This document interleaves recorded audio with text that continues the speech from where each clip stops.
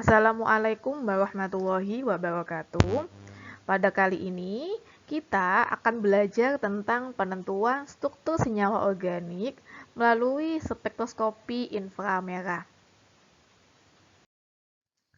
Apa tujuan kita belajar tentang spektroskopi inframerah? Yang pertama, di sini kita belajar memahami fenomena transisi vibrasi yang terjadi pada molekul. Dan kemudian kita hubungkan transisi vibrasi tersebut dengan ikatan kimia, sehingga kita di sini mampu membaca spektrum inframerah, mampu menerjemahkan spektrum inframerah sesuai dengan jenis gugus fungsi, kemudian memahami kelebihan dan kekurangan spektrum inframerah yang dikaitkan dengan penentuan struktur senyawa organik hasil penelitian kita. Apa tuh spektroskopi inframerah? Di sini kita kaitkan dengan mekanika kuantum, di mana penyerapan foton oleh molekul menyebabkan vibrasi molekul alias getaran. Seperti itu ya. Jadi di sini atom yang terikat itu bergerak dalam ruang. Nah, satu kali vibrasi itu berlangsung sangat cepat sekali, yaitu 10 pangkat negatif min 15 detik setiap vibrasinya. Nah, jadi dapat dibayangkan berapa getaran terjadi dalam satu detiknya. Untuk jenisnya ada berbagai macam, tapi di sini yang banyak muncul pada spektrum inframerah adalah jenis vibrasi stretching dan bending. Pada stretching, contohnya adalah misalkan senyawa HCl, di sini atom bergerak di sepanjang sumbu ikatan. Kemudian untuk bending, misalkan di sini saya ada senyawa H2O, jadi terjadi gerakan tidak sepanjang sumbu ikatan. Jadi di sini kalau kita amati, kalau stretching ini bentuknya lurus-lurus aja ya. Kalau bending ini nanti tergantung manakah yang lebih dulu gerak, apakah sebelah kanan atau sebelah kirinya. Vibrasi molekul. Dalam vibrasi molekul di sini kita memahami tentang energi vibrasi atau getaran.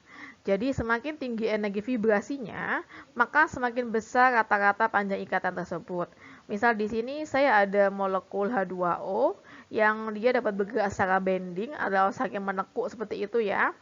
Nah, pada kondisi ground state, pada kondisi dasar, dia memiliki energi sangat rendah. Kemudian kita tambahkan sejumlah energi, dia memiliki energi yang lebih tinggi ketika dalam posisi eksitasi. Nah, ini kalau kita gambarkan dalam bentuk diagramnya, jadi energi vibrasi itu dapat dihitung, dapat dikuantisasi, alias dapat ditentukan. Jadi kalau misalkan di sini pada kondisi ground, kita kondisi dasar menuju kondisi eksitasi, dia membutuhkan sejumlah energi. Sejumlah energi ini mengikuti rumus seperti ini ya, delta E sama dengan HV, di mana V di sini dia adalah stretching frekuensi alias frekuensi peregangan. Kalau dalam bahasanya itu kita kenal dengan istilah bilangan gelombang. Bilangan gelombang dapat kita tentukan dengan cara menghitung 1 per panjang gelombang. Untuk vibrasi ikatannya itu tergantung pada jenis ikatannya. Apakah dia rangkap, ataukah tunggal, atau bagaimana. Kemudian kita kaitkan dengan karakteristik dari sinar inframerah tersebut. Nah, beginilah bentuk dari spektrum inframerah. Spektrum inframerah itu terdiri dari, dia jadi antara plot antara energi foton dengan kualitas foton.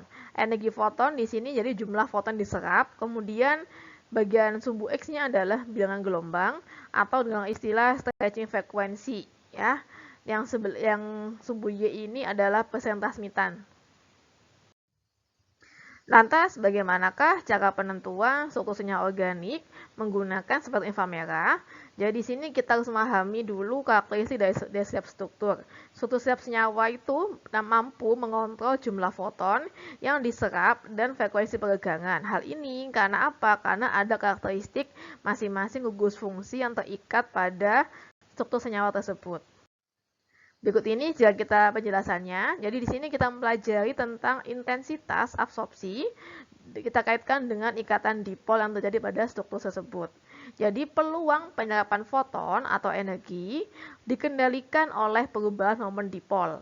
Nah, peluang penyerapan foton ini dikaitkan dengan intensitas dari puncak spektrum IR seperti ini ya. Kemudian perubahan momen dipol, nanti kita hitung apakah jumlah kata-kata momen dipol yang terjadi. Jadi misalkan di sini ada partial positif berikatan dengan partial negatif, jadi terjadi perbedaan dipol-dipol seperti ini.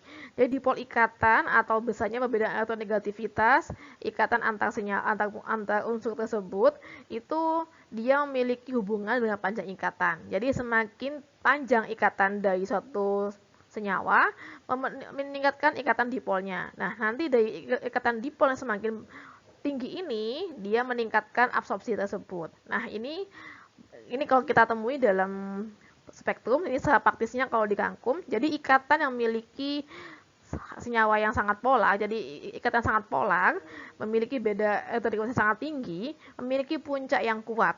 Kemudian kalau yang simetris, non-polar, atau hampir simetris, itu puncaknya sangat lemah atau tidak ada sama sekali biasanya.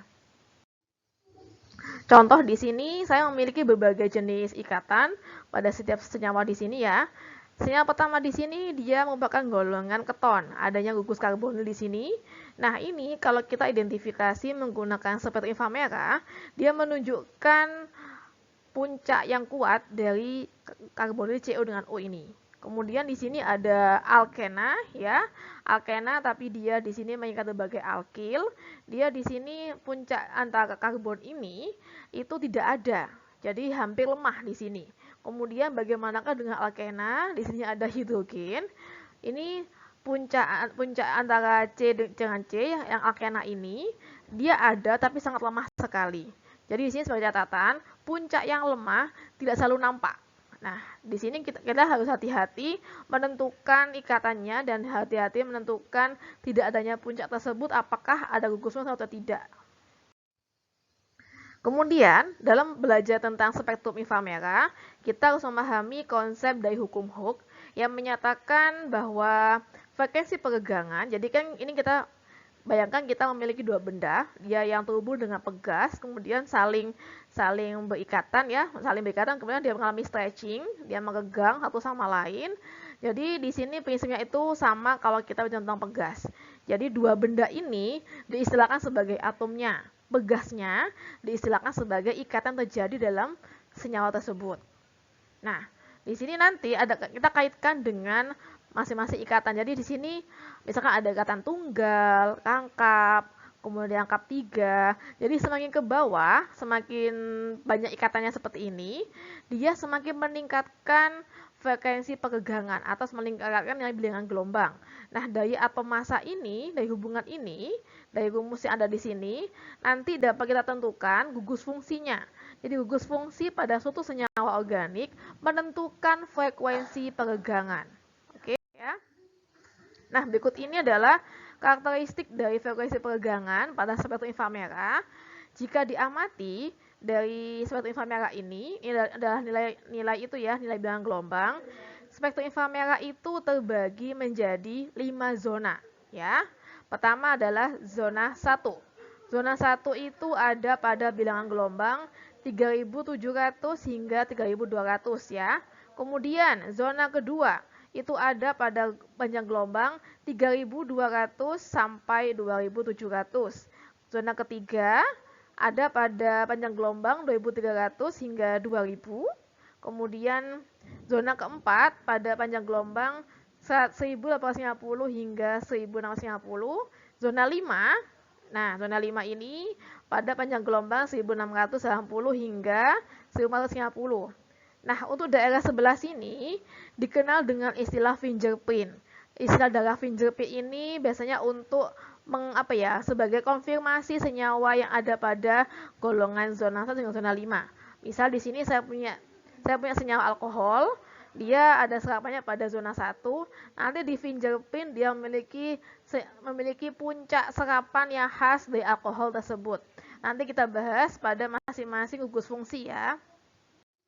Nah, kemudian ini adalah pembagian dari zona tersebut. Nah, kira-kira ini pada zona 1 ada spektrum apa aja ya?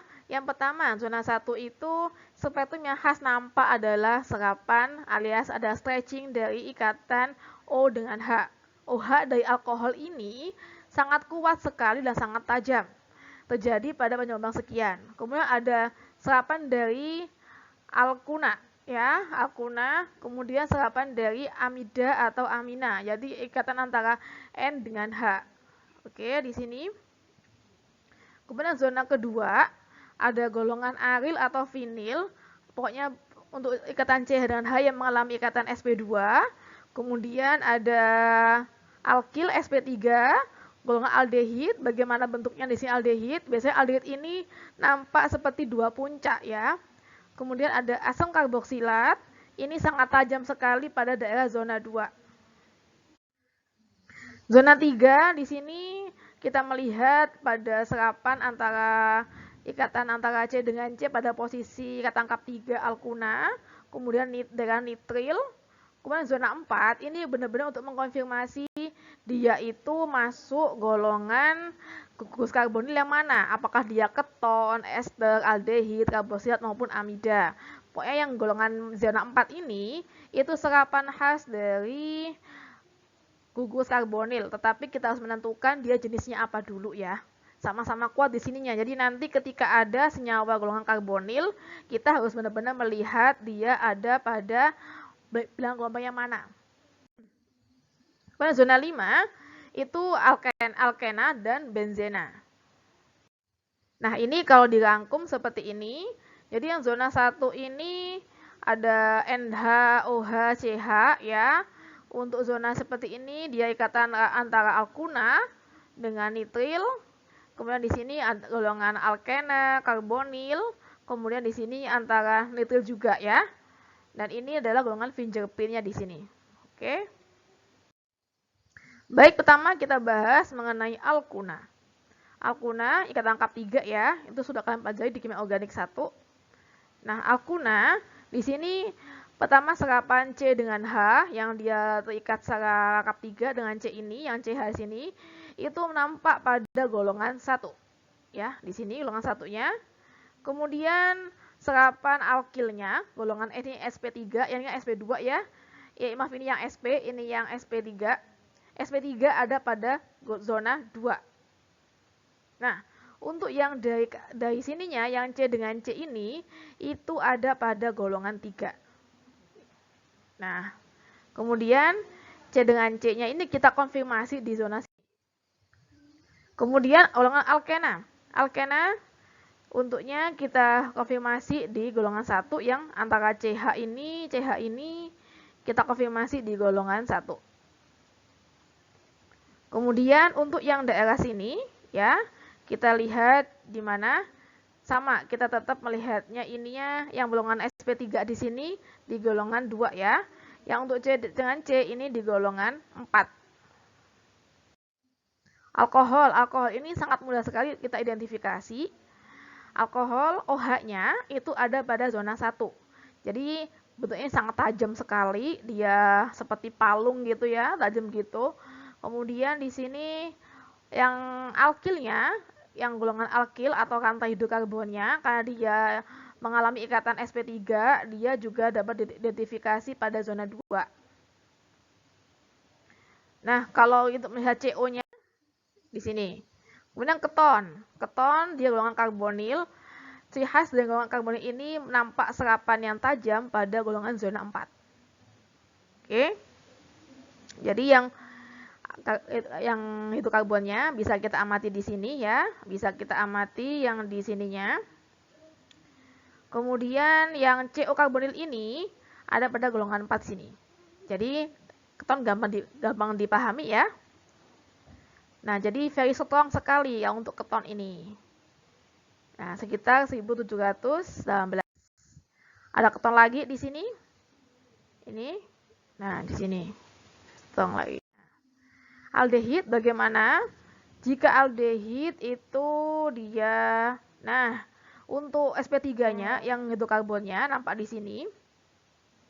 Kemudian antara CH-nya ya di golongan zona 2. Nah, di sini ini yang menjadi ciri khas dari aldehid, dia nampak seperti dua puncak seperti ini ya. Jadi dia ciri khas dari golongan aldehid. Kemudian C karbonilnya ada di golongan 4. Dia penentu dari aldehid di sini. Very strong sekali di sini, sama seperti keton. pada panjang gelombang 1719. Jadi pembeda antara ketonaldehyde adalah pada serapan pada zona 2 di sini ada serapan 2 kayak gini. Kayak gini ya bentuknya seperti itu. Bagaimanakah dengan keton yang dengan alkena terkonjugasi? Jadi kalau kita amati di sini ada apa tuh? Ada ikatan karbonil, ada gugus karbonil. Kemudian di sini ada alkena. Nah, bagaimana? Jadi di sini yang alkenanya itu terekam pada zona 1, CH-nya pada zona 2. Ini di zona 4 ya untuk karbonilnya. Nah, ini ada pada 1720.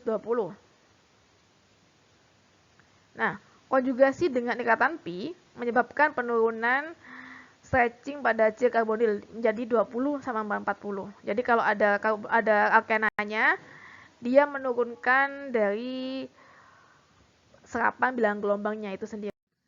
Kemudian ester, jadi karbonilnya di zona 4 ya.